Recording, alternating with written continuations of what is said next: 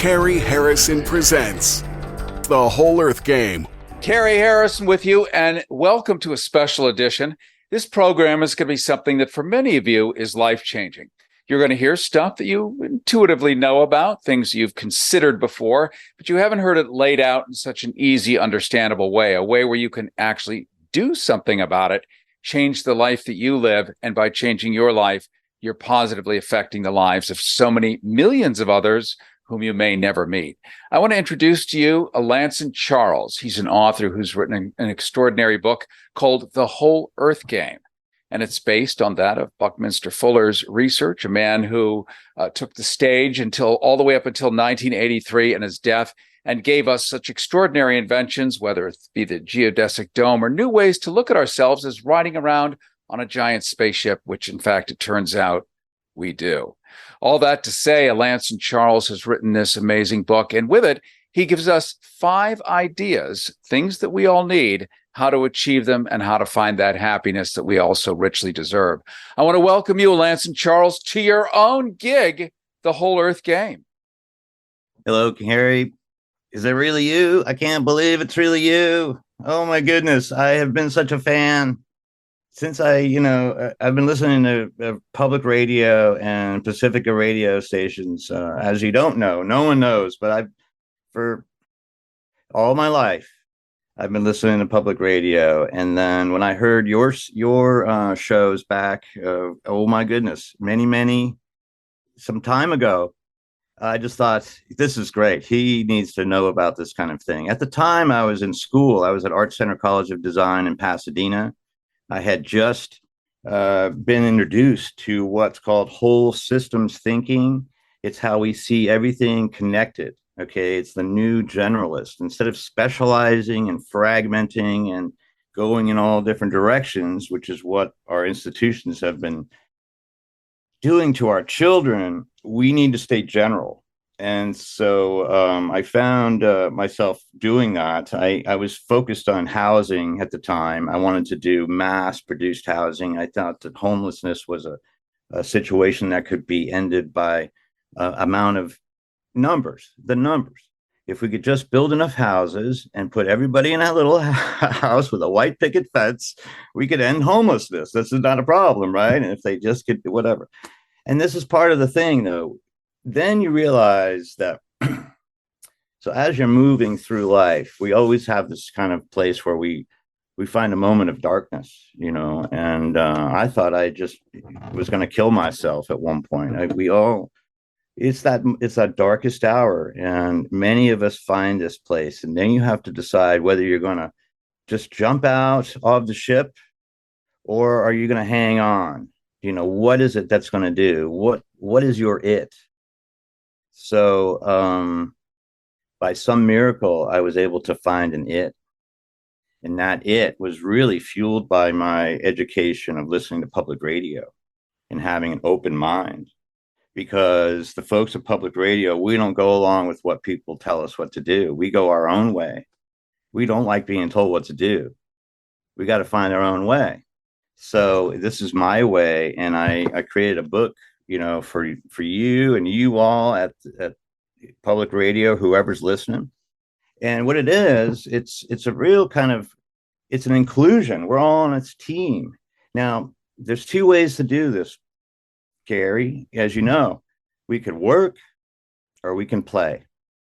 And anytime somebody shows me something they call work, I always want to make a play out of it anyway. So, and I learned that from Mary Poppins.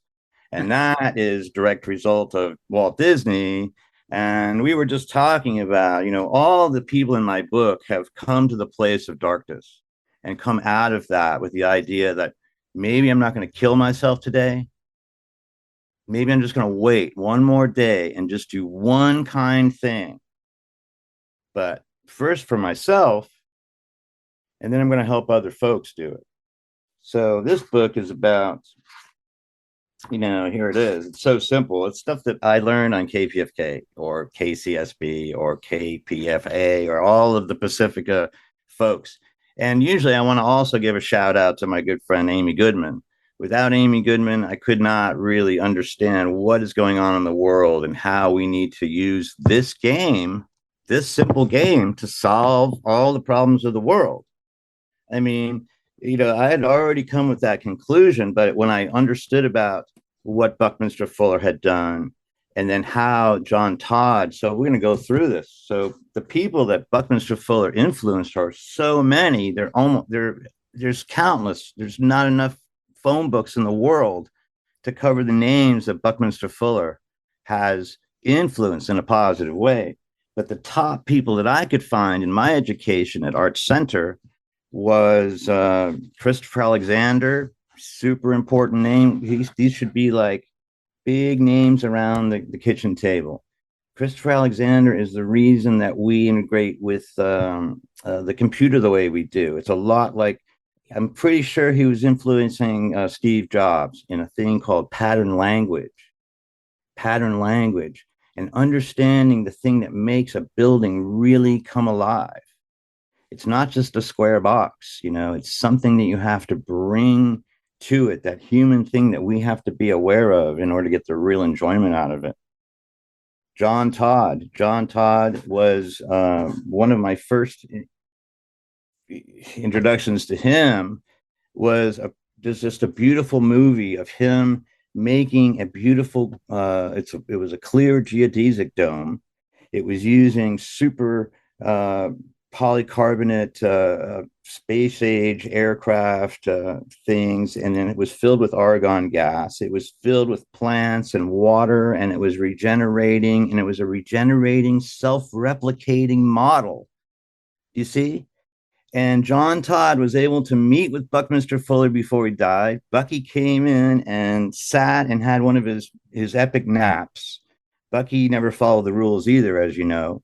He would always find his own way, and he had a special way of having work and nap time.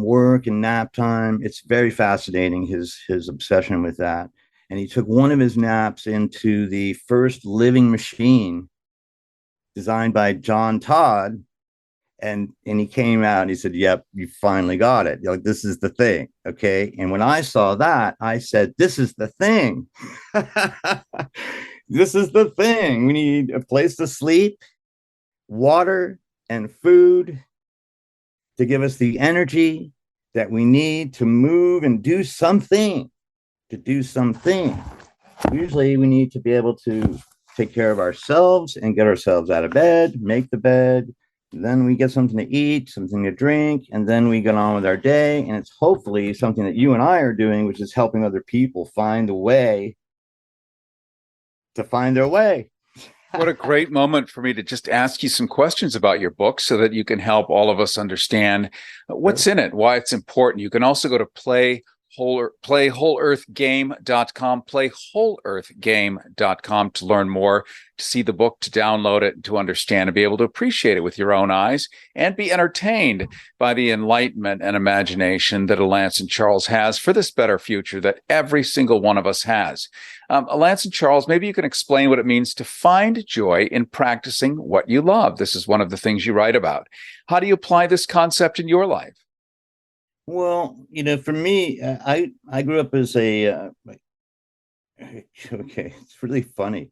You think I grew up in a pretty affluent family, and we had a big house, but there was only 4 people there. And a lot of times in a big house, you can go away and not even see anybody for days. The rich people have their own problems, and mine was I was isolated and alone. So I found myself very quickly early in life being with myself and liking to be by myself, and then finding that thing. I mean, I would kick a soccer ball against the wall, or I'd just practice. I mean, I'm an insane practicer. And that's part of my book too. You have to do skills, and then you learn skills. And I've also been a coach. I've been a soccer coach, and this is part of my whole thing. It's like football, soccer. When you look at the ball, you have to see. Now, I want you all to get this, try to say it, Buckminster Fullerene. So it's the way we play. So you have to find ways to play and make things entertaining for yourself. And that's how you get to be a good, strong person, I think. So get on with it. But what happens for me is that this thing had to simplify the whole thing. It's so huge. I mean, what's going on in the world is so big that I got to figure out what I can do today for myself. And if I'm doing one, see, this is where we go into that ripple effect again, the butterfly effect. And this is really what it comes down to. It's so easy. It's so easy. It's unbelievably simple to do one small thing and maybe say a kind word to the person who gave you coffee. Or if you see the grumpy person, just a dog, you know what I'm talking about. And that ripple just goes out, whoo. And anybody who's listening to you already knows this. So they should find out more about other people. Now, John Todd is the one. Massimo Fukuoka is another name, Fukuoka. It's funny, too, because one of my good friends as a kid growing up was Tetsu Fukuoka. And I'm thinking he might be a connection to that guy, but he was one of my early work buddies. But Fukuoka was the one straw revolutionary. He proved after going through agricultural school and following the regular green petrochemical dollar, he stepped away from it. Same thing, thought he was going to die. Came to his life, thought he was going to just kill himself, decided not to, and then created the one straw revolution, which says that we can grow more food with less water, more food with less energy, and more food with less work. So less work, less energy, more food sounds like winning combinations. One of his, disciples or descendants would be Jeff Lawton. He's around, and if anybody's familiar with this thing, they know about Jeff Lawton. He's a food forester guy. Again, same thing, less chop, drop, move through. Now you have a forest, you can pick and use, natural things. This is pretty much what the Amazon was for us.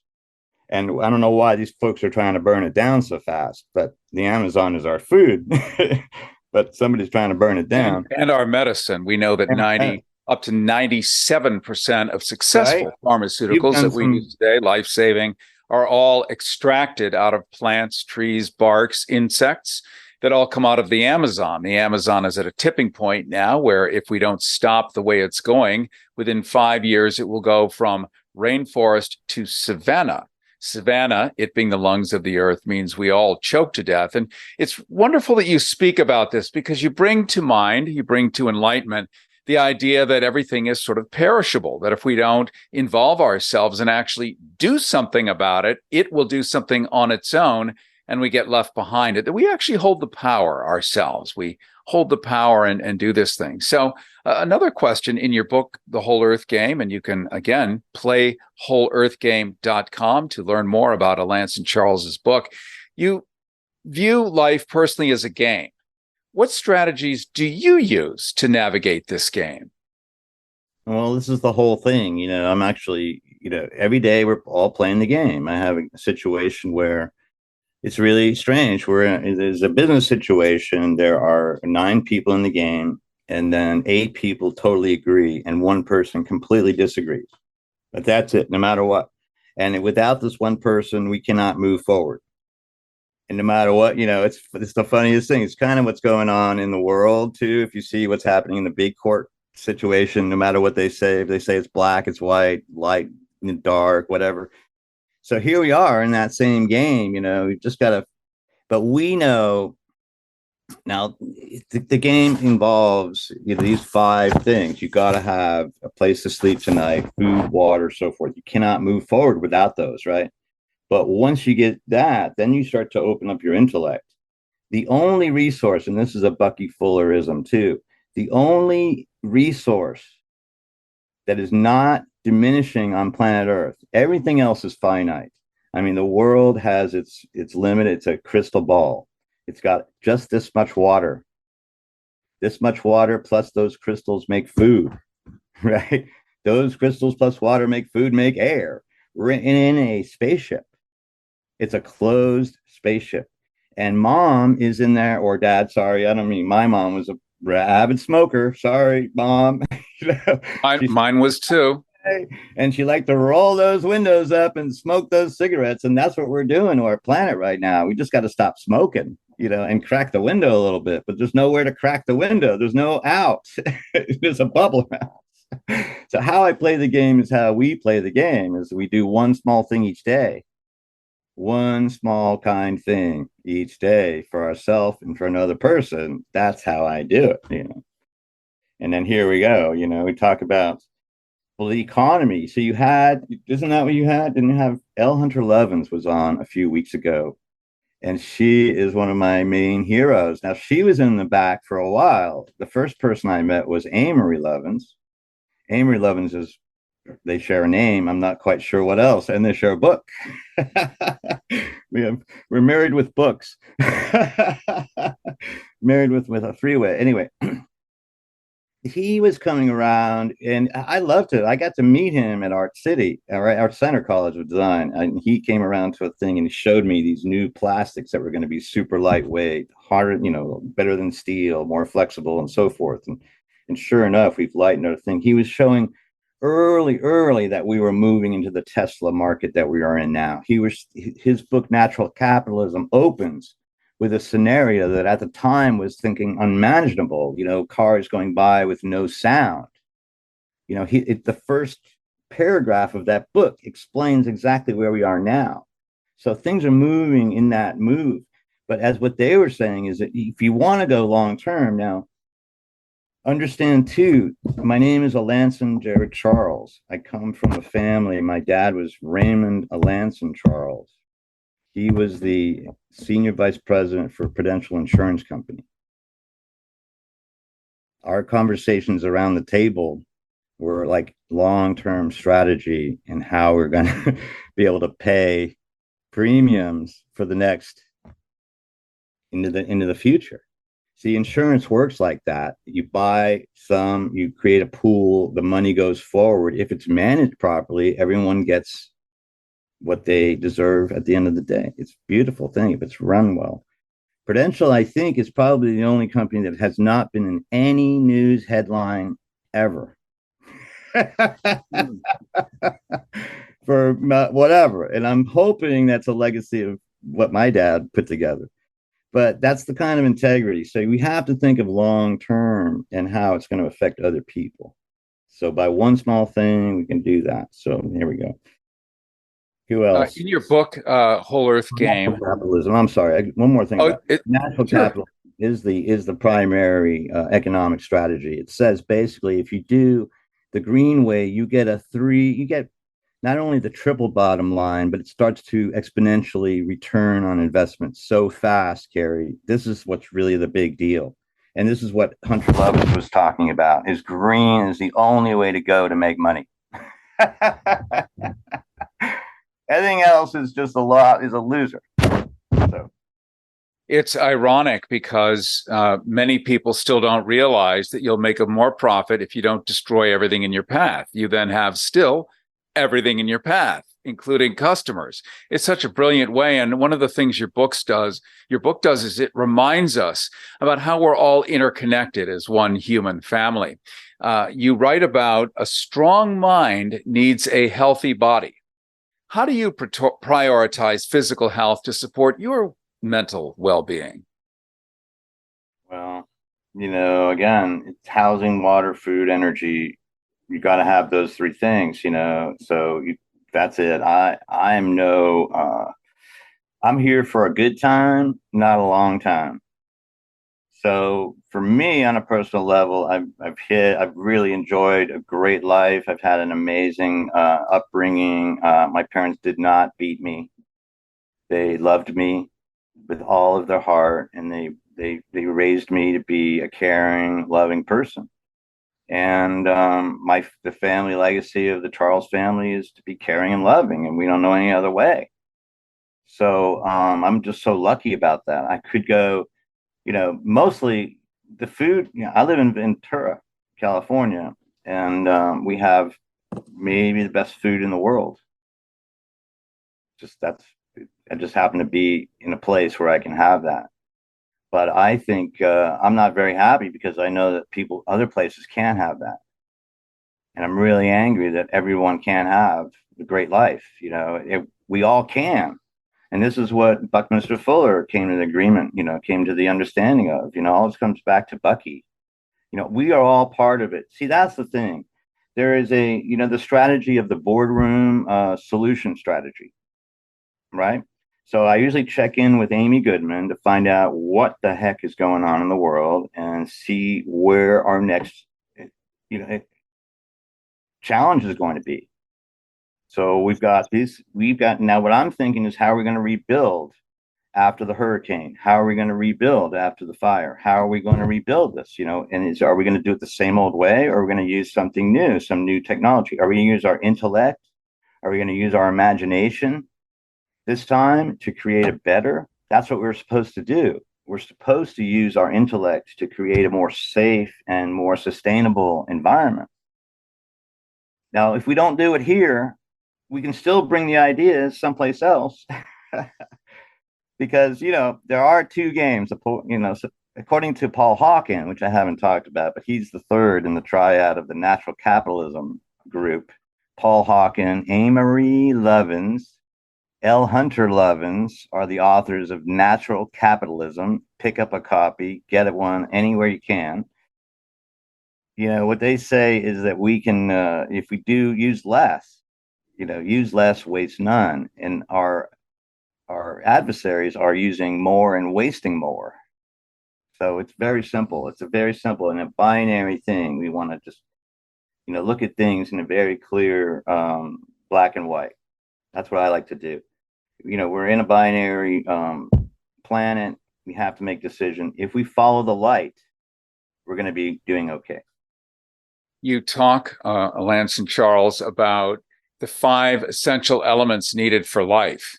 How do you interpret the idea that these elements should be provided free? You're talking about rebuilding after the hurricane. This would be a great opportunity to provide your elements for free. What steps would you take to make this a reality?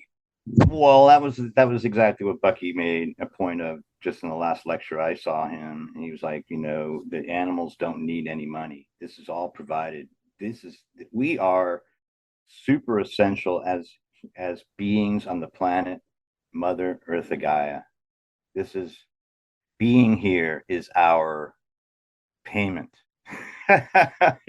Just being alive here is our payment. And some people have put a number on us and now we're making money from it. It's a pretty obvious thing. Well, I mean, let's put it this way. If we go back in history, I like to think about this one, I don't know if I can do this real quick, but the Disney narrative is that there's a Polynesian girl and she's just can't wait to get off the island. Like, it's totally like, oh, this is so boring. The guys are all the same and their surfing's all the same and the thing's all the same. She just got to get out. I mean, that whole idea of like Little Mermaid, that whole narrative is just ridiculous. Okay, the fact is, she didn't want to go anywhere. She loved where she was. She was happy just to go and meet the boyfriend and, go home and have fun. I mean, that's what really is the result of a perfect lifestyle, is that you don't want to go anywhere.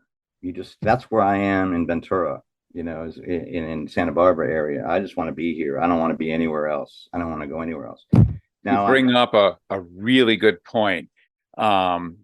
Again, we're talking to Alanson Charles. He is the author of the WholEarth Game. You could check out more. You can learn more. You can see what he's done at playwholeearthgame.com, playwholeearthgame.com.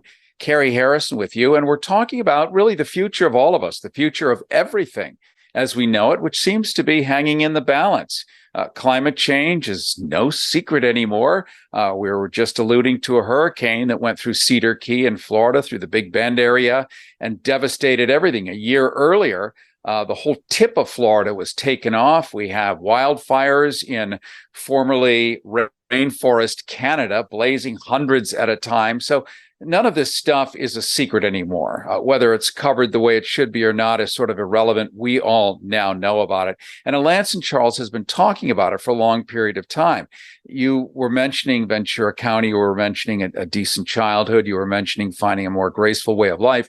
In your book, you talk about efforts or initiatives aimed at ensuring access to clean water and food and energy and shelter and enjoyable activities for all individuals, regardless of their financial status. Now, I think that would appeal to everyone. Well, I mean, this world belongs to all of us. We all know this. Anybody on this side of it knows that this is some weird thing going on and we have to pay for everything. Okay, that's weird. That's wacky. So, there's ways. I mean, there's been some unicorn things. I'm not quite sure. So, housing, water, food, energy, and occupation. See, for me, those are the details. Like after we get all that stuff figured out, then we can go into like why and whose God is this way, and whether Satan is red or he's blue. Do you know what I mean? I mean, honestly, we have to get. In my case, I always think about, you know, after the dust settles, we're all going to need the same 5 things. See, as it applies to all things equally, as my system applies to everyone. Okay. And then if you play, you are having more fun and creating more endorphins. You're going to live longer and have a happier life. If you're working, probably not. But the other thing I want to talk about is the 1E thing, because I did get permission. I want to really say this is a history book. This is also a small history book, not to forget these people who came and created the whole systems. There's a lot of, stuff going on in there in business. And I see this on all this stuff. And my big argument is that we forget to remember the people who brought us to where we are, and we always, in another organization, we talk about 2 guys that made an organization, like they were here in the room every single time. And I think this is the same type of thing. It's Bucky Fuller, it's John Todd, it's Christopher Alexander, Paolo Solari. Who is Paolo Solari? We got to know this. He is so important, right? Fukuoka, super important. Jeff Lawton, Paul Hawken. Paul Hawken, what? Yes, super important people. Walt Disney. You see, now Walt Disney is somebody we can say. If I say Walt Disney and the war and happiest place on earth, you go, yeah. And then I say all these guys that I just mentioned are reasons why that's the happiest place on earth. Because Walt Disney could take all that, he could use that. Who's been through the Epcot program? That's a Bucky Fuller direct nod, tip, nod, wink. I mean, Bucky doesn't care that it didn't get his name on it. As long as you are understanding whole systems thinking, as long as you understand that we're all connected, that there's no difference between you and me and anybody of color. We're all colored people, and we're sexual people. That's how that's how we replicate. You mention this really very well in your book, The WholEarth Game. You talk about breaking free from the idea that the vital components that require payment need to be shed. How would you approach breaking free from the mindset and do this within a larger community or organization? As you're talking about, this is one giant spaceship. We all live here sexually. This is an important component. We often forget or pretend like nobody has that. But we've got 7, almost 8 billion people on the planet. Somebody's been doing it. All of that is part of being a human being. Well, everything is sexual. If you're replicating, you're sexual. Okay, so that's how we know that we have a good system, is that it's replicating.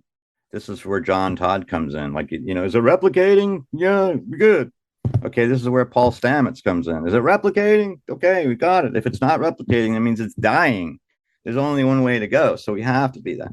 And then, all other things. So now the 1E, though. So play WholEarth Game is spelled differently, too. So, but I think I got this thing in the .coms where it'll come anyway. But I asked Jay Baldwin. Jay Baldwin is not in the book, and he's one of those unsung heroes. He was what you call a wrench. He's a wrench. He's the guy that Bucky said, go there and do that. And he said, okay. And I got to meet him, and he was great. And he was also, his name shows up in the WholEarth catalog. Now, WholEarth catalog is a way precursor. Do you even know what I'm talking about, Cary? Help us understand, because I'm not the only one here. There's all kinds of people. I'm just asking you, because it's old. WholEarth catalog was the first compendium of all things sustainable. It was a huge book and it was fantastic. It went back from everything. It brought everything together. It was called WholEarth, 2 words, catalog. And I spoke with the editor of the WholEarth catalog, and I asked him, can I conjoin those 2 words? And he said I could. Right. asked permission and was granted permission to combine whole earth into one word, because whole earth really does say everything is one thing. You see, we're all of the one. Do you know that? If everything is one, we're all in the all. So whole earth is perfect for that. So when you're looking for it, just remember that it's spelled a little differently. Play, you can work whole earth game too, and it'll make you money if you want to work it, but you can play it and it'll also whatever that. So anything else? What do you got? Your text, Alanson Charles, encourages a practice-oriented approach, similar to playing a video game with unlimited restarts. Now, that's pretty exciting to most people. Unlimited restarts. How do you embrace continuous improvement and learning in your life? Well, that's the thing. So, I'm a hermetic. I'm a Hermes. I'm a hermit. I'm a hermit. I've been studying Hermetic principles for the last 20 years, 30 years or so. Basically, that was the switchover. Getting physically understanding the 5 elements of the whole earth game, and that we all needed these things and it connected everybody. Then there's more. And then you go back to the Hermes, and then you work with your geometry and you go into a whole polymath thing. I'm a polymath. I'm clairvoyant, all this kind of thing. I just enjoying life on planet Earth. I've really been able to take it all in, I think, and I'm trying to help you all take it in too, because it's so much fun. If you understand the ride you're on and you really can see it for what it is, then you realize you're just here to help out and do small things each day. No big thing. Just don't get yourself in a tiz, help another person. And you can start from any time. The restart process is that we are here, like life. I don't know how to put this to y'all. Life is eternal. It never stops. And, in a universe with eternal life, you get some of that too. Uh-oh. What do you do now? Sorry, guys. Everybody who heard this is now. Did you feel that? Did you feel that? Boom. That was the feeling of perception change. It had really no feeling at all. And that's what it feels like.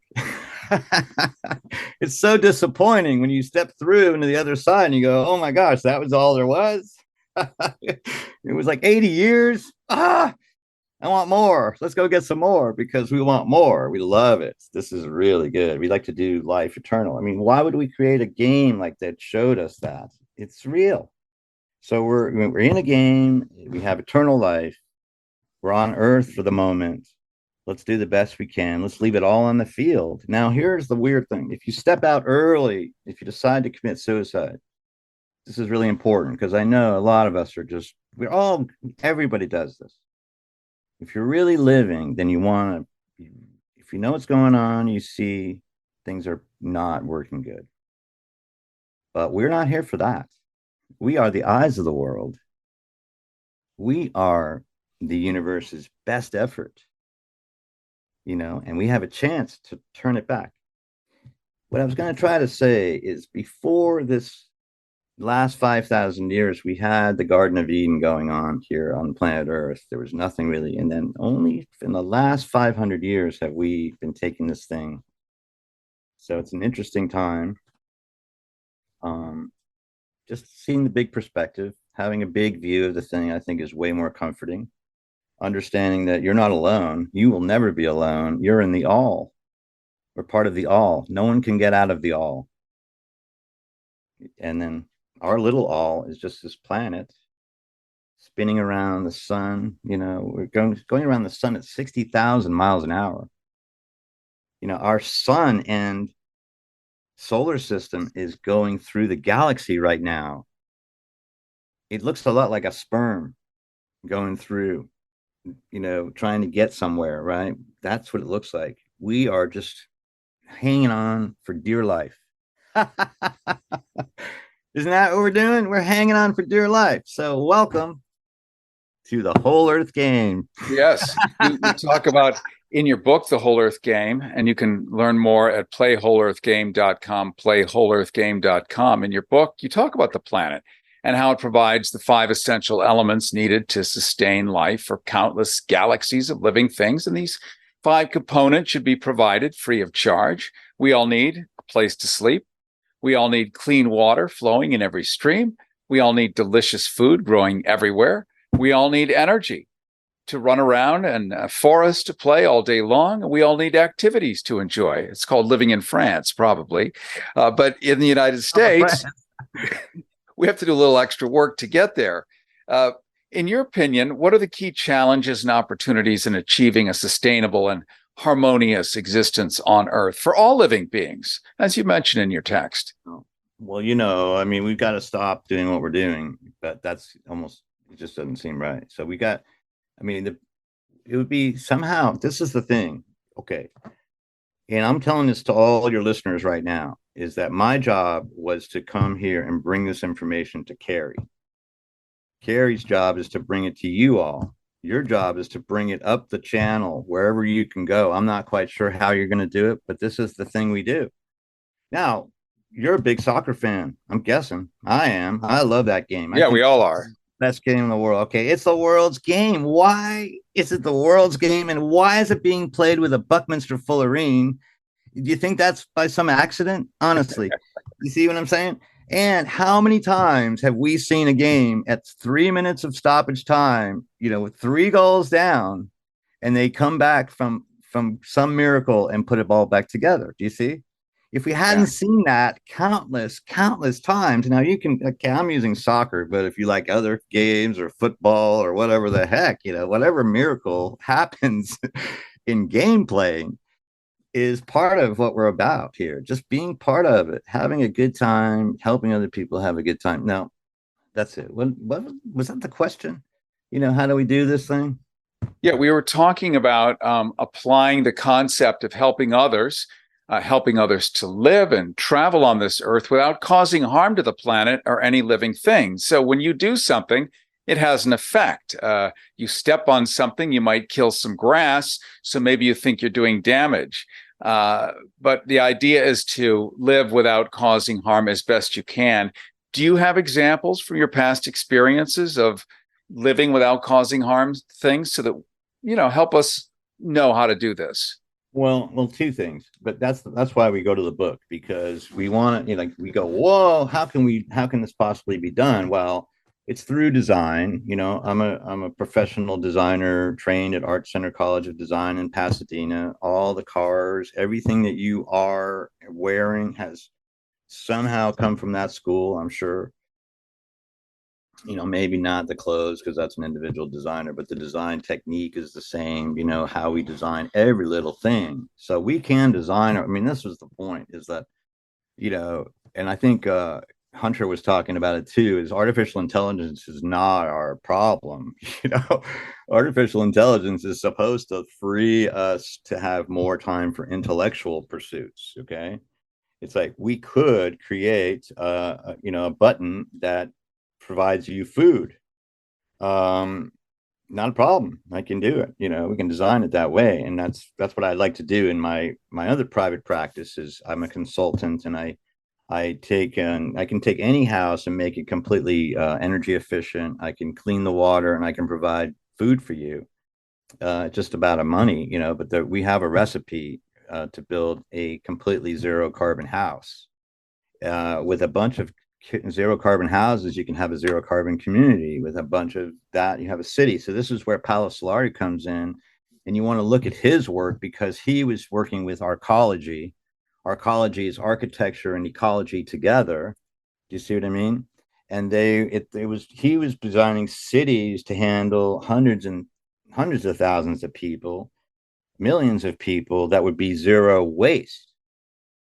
Now, this is also where Walt Disney was very excited with his Epcot and his pitch for Epcot as a zero carbon, or a completely managed, well managed, running like a top kind of a city type of thing. This is where the futurists of the last century were thinking, but honestly, the folks who got in with the oil, coal, and nuclear have been running amok. I did a video with John Trudell about, he lays it out. that John Trudell is another hero friend of mine from the Sioux Indian Nation and spokesperson. Any child that would go against his mother has got to be insane. We are on an insane planet. These are insane people. They think it's power. I mean, this is where I got to come back to John, because he just said it so perfectly. He said, the people who are doing war think that's power. The people who are killing think that's power. It's not power. Humans are the power. Love is power. Love is real power, So we are finding love through the game. We want to play and know that there's other alternatives. I mean, we can do it. I mean, intellect is our thing. Imagination. We're only limited to the imagination in our head. Hopefully, Cary Harrison with you. We're reviewing and really discussing the interior parts of a book instead of just having somebody explain their book. We're really getting into the philosophy, what it means, why it's important, why it's relevant. And I think more importantly, how you can share the benefits of what you would learn in this book. And that's really a different takeaway. It's not just a manual on here's what happened in the past. It's really a look into the future, pointing out that we're all on spaceship Earth traveling together, all interconnected as one human family. And Alanson Charles has really broken this down so beautifully. You can learn more, see more at playwholeearthgame.com. And Alanson Charles, what does it mean for individuals to, and you put it this way, achieve the next level?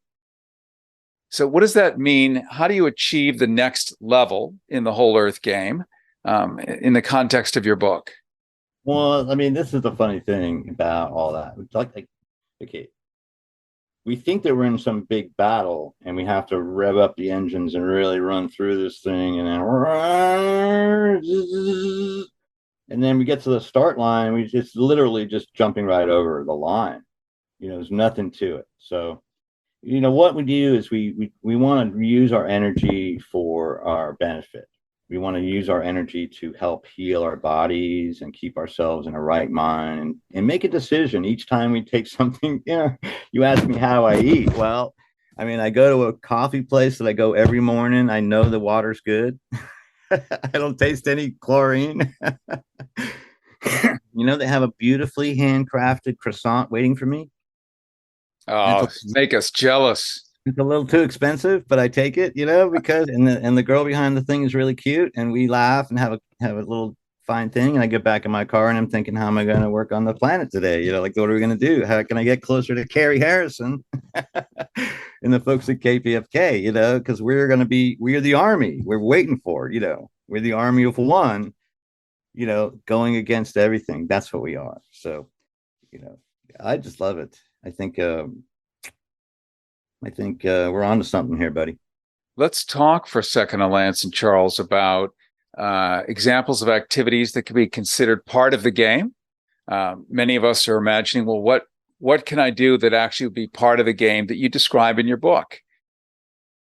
Well, I mean, whatever you do with the intention to help another person, first yourself and then another person, that's how you play the game. Okay. It's so simple. You make a check and that's how we do it. But I mean, if we all thought, I guess, in terms of we want to imagine an arcology that provides all this stuff, I think maybe it might appear one day. If we see, if I can, I guess, line everybody up, but that's not really the important thing. I mean, how you handle this information is really entirely up to you. Just knowing it's there is what I need to tell you. And that all the paths lead to the same place. We're all going to the same light source. We got to follow the light. The light is who we are. I mean, in the body, we are. I always like to tell this story too. Is that for less than the energy in your vape pen, you get an entire life. The energy that you have in your heart is turning oxygen into blood, food into blood. It's crazy. So how we take care of that is really the most important thing. Now, again, helping once we get our thing together, This is how it works. You first need to get your own act together. Now, where that means is entirely up to you. There's no wrong way to play. If you can be homeless and happy in Santa Barbara, I think you've won the game. I think you've won the game. And in fact, I know people in Ventura who have no money and who can get a breakfast every morning, and they have a few places to sleep that are not too bad, and they're happy as could be. They're not of this thing, you know. And then I've seen some people with a huge mansion, you know, and they're happy too, but they got a lot of bills. You know, somewhere in the middle, right? Finding the equilibrium is the whole point. And then to be moving forward wherever you are. See, that's where we can restart the game right now. You see, it's just about a bunch of small moves. Like that's it. It's so simple. That's the problem I had, Cary, honestly. So my story is this: is that I came to Simi Valley. I thought I was at the end of the world. Oh my God! Like, where am I going? I'm in a really hard job. It was a construction job. I was killing myself, not making any money. You know, and I got hit with a lightning bolt. Like, you're gonna do this, and it was this huge idea. I ran from that idea. I thought I would never be able to achieve what I was asked to do. Basically, build the ark is what it was. You, man, like you're no, forget Lance. Your name is Noah, and you're gonna build an ark. And what? How am I gonna do this thing? And I ran from that. I ran into all kinds of places. But next thing you know, I was at Art Center College of Design, and I'm talking to Jay Baldwin about basically the 5 elements you need for an ark. How does that work? Then I ran from that. You know, I decided to go. I didn't want that. I want to go to Hollywood. I want to be a star. I want to be around stars and lose myself in that whole thing. Then you come back to the same 5 things, you know. So we go to these areas and we come back. But the thing that applies to all things equally is what is really the main goal here. Housing, water, they just won't go away. So my problem was I had just these 5 words. Like, how do you simplify the solution or the problem? Like, both the problem and solution. Housing, water, food, energy, and jobs are the problems and solutions. So simple. I got it. Yay. Now I had to go back and really figure out how to make words to say that. And that has been taking like literally 20 years just to come up with a few words to explain that you just need 5 things. All right. So that's the hard part. So to make it more complicated has been the rough part. So you do it. I can do it. We can all do it. That's it. I think you so beautifully laid out the core, the spirit and the goal of what you've written in the book, WholEarth Game. Let's take a moment and why don't you set up and introduce Bucky Fuller so that we can understand this man. We're going to hear his voice, a voice no one has heard. This is not on YouTube. It's nowhere. This was on a reel-to-reel tape from an archive where he was giving a public talk and getting really deep about astrophysics and other things. So it's been edited for the part that regular people will understand. But set up Bucky Fuller in 2 minutes. This is his introduction. You're going to do that, Alanson Charles. Who better than you? Sure. Well, I agree. I'd like to be the Bucky Scholar of the day. I'm pretty sure right now I'm the most knowledgeable about Bucky.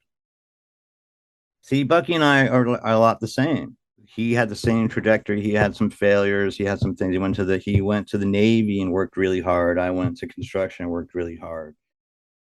He had a situation where he was feeling like this is all I could give my kids. He actually had the loss of a daughter, and he was just, you know, beside himself. And he continued forward, and then it just came to him: housing, occupation, travel, all these things came to him. But what he was talking about in the idea of cosmology is that this idea that we're all part of this huge all. Okay, he was coming to the same conclusion that I came to. I mean, these are the things. These are the laws that govern our entire universe. And Bucky was early in on it. That Buckminster Fullerene is the construction of a molecule when you see it under electron microscope. but the electron microscope hadn't been invented when Bucky Fuller was showing us what it looked like. That's what makes him pretty cool. Okay, the other thing is really important, the flat map. Now, when you come to my website, playWholEarthGame.com, it's going to be mostly about those guys, my heroes, and this Dymaxion map. The last patented flat map was by Bucky Fuller to look, because he was a Navy guy, and he hated the fact that flat maps always changed the continents and they distorted everything. So he created a map that could be flattened out that would not distort any of the continents. Huge. And also by doing that, you start looking at the planet completely differently. You see it from the North Pole down. And when you see this in such a way, you start to see where things are located, and you start to be able to do strategic planning a lot differently. It's a whole new way of thinking. Now, the other thing that he talks about, this is an inside joke. If he ever comes to this, I don't know if he'll mention it, but the trim tab story is a great trim tab. He was a Navy guy, and I think he invented this, or somehow he's connected with this trim tab, or just noticed that this was so important. It's the smallest thing on a large ship. It's a little piece of metal that flaps at the end of the rudder. And it hadn't been used for many, many times, and was before this, there was lots and lots of shipping disasters based on the rudders. They could not really control these big ships. But with the trim tab, it makes a reversal of the water. So it's really easy to turn a big ship with a trim tab. And he always claimed to be the trim tab.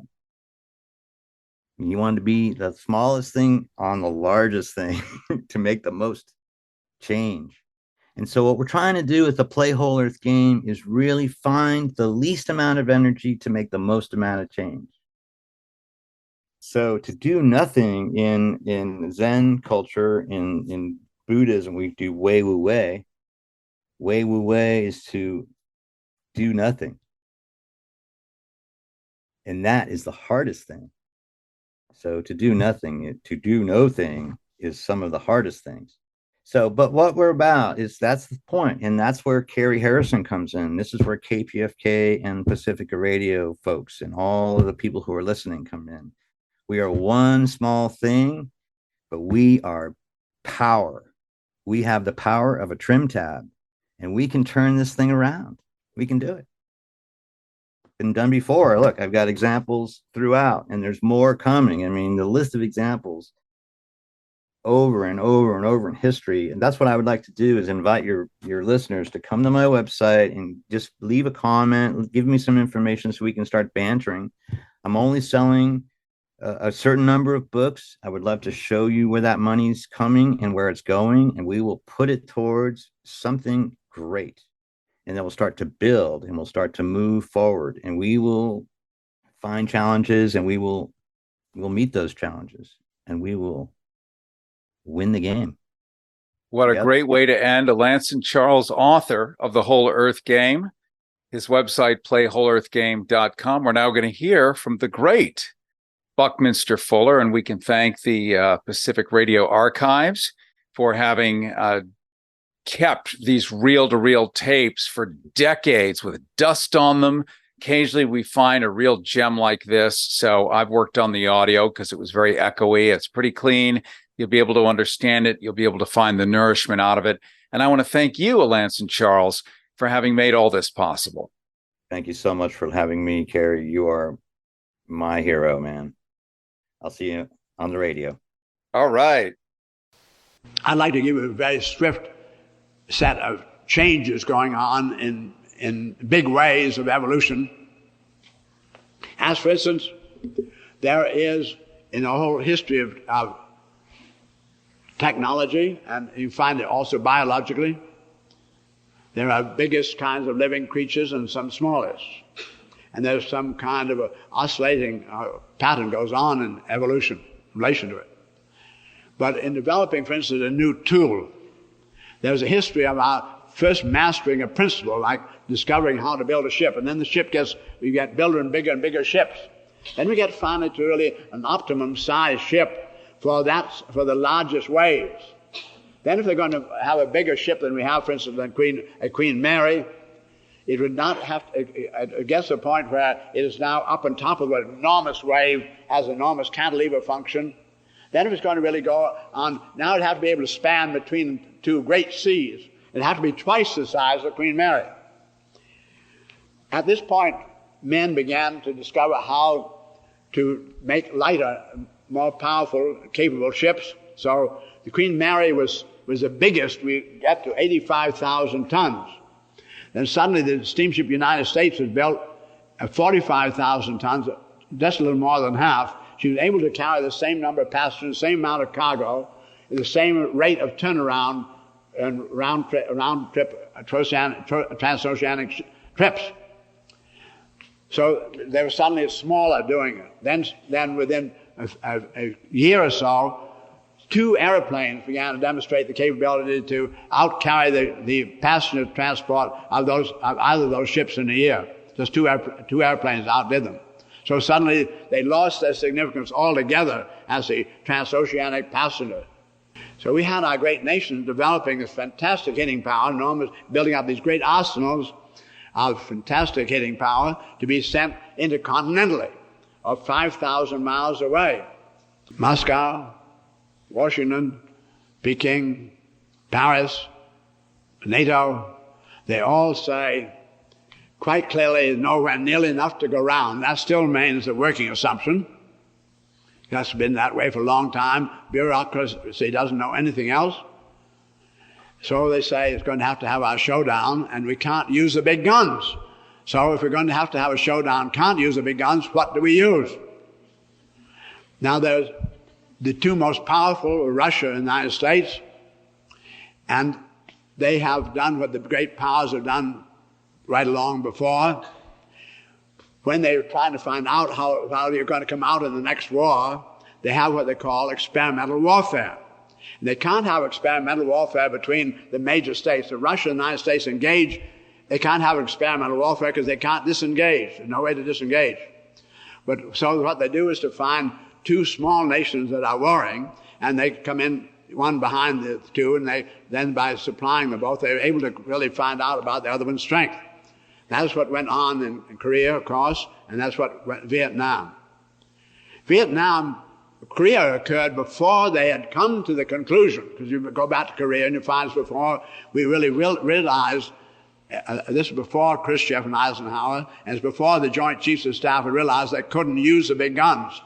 There's only the United States seemed to be doing any important stockpiling before Russia built up very much momentum of its stockpiling of its atomic power. But Korea Vietnam is, after Russia came into a very powerful position. So we have then, what goes on in Vietnam was only to be where you join a war. And if you can't use the biggest, what do you use? Well, you go in exactly the opposite direction. You go towards invisibles and particularly into subversive warfare. And the biggest and most important task is to try to destroy the credit of the other nation with the other nations. Try to destroy its own confidence in itself. I think it's very interesting then that the United States, having lost World War III, it may be that we will come out of it with very great strength.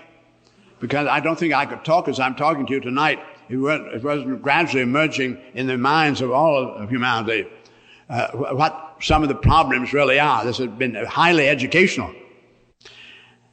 We're going to learn a great many things. As, for instance, the United States is not a nation. The United States happens to be simply the most advanced phase of cross-breeding world man. As I talk to the Arabs, I find them having as individuals, have no animosity whatsoever towards the Israeli and vice versa. I find human beings everywhere around the world well disposed to the others, feeling they're being put upon by their political leaders. I find, as you must know, and anybody knows, there is nothing going on between the Arabs and Israeli fundamentally at all. All that the back of it is simply that when it comes to the war and hitting power, the great military machines say, who's going to own that Arabian oil? That's all it's about. These are very, very stark things. Now, I'm taking quite a lot of your time, but I don't think man has much time. I think we're in a very critical position in the fate of humanity aboard this little particular spaceship. The great Buckminster Fuller years ago speaking at Berkeley University about a world that hadn't yet happened. A prediction that's exactly what we're seeing today. Thank you for listening to the WholEarth Game program. You are on Spaceship Earth, and we hope you received some nutritional enlightenment today.